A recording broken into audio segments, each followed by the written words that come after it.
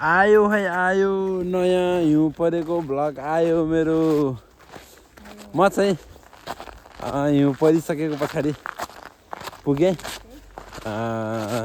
यो वर्षलाई इयर्स अनि म छुट्टीमा गएको थिएँ। त्यतिखेर चाहिँ मैले हिउँ परेको भ्लग बनाउन पाइनँ। तैपनि केही छैन, अहिले हिउँ परेको पछाडि पनि डेन्जर छ आइस। अन्त म अहिले यस्तो आइसमा चढ्दैछु।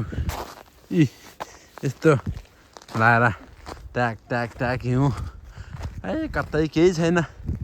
यस्तो बिजोक चाहिँ हुन्छ यहाँ। अगाडि साल थोरै भ्लग हालेको थिएँ मैले।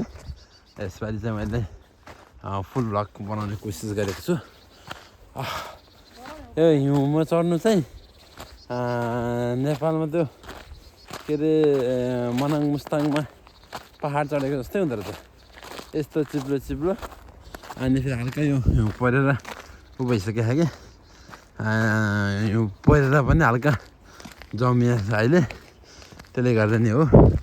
यो चाहिँ मोटर बाटो जहाँ गाडीहरू आउँछ, त्यसको लागि चाहिँ यो के हो त्यो नुन जस्तो हाल्दो रहेछ।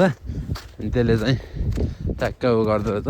त्यही भएर धेरै देखिनँ रोडमा चाहिँ। तर यो रोडभन्दा साइडमा चाहिँ लास्टै छ। मेरो जुत्ता भिजिसक्यो। My God. अहिले यस्तो हिउँ खाएँ, हिउँको चिसो खाएपछि फेरि मेरो घाँटी दुख्ने बानी छ।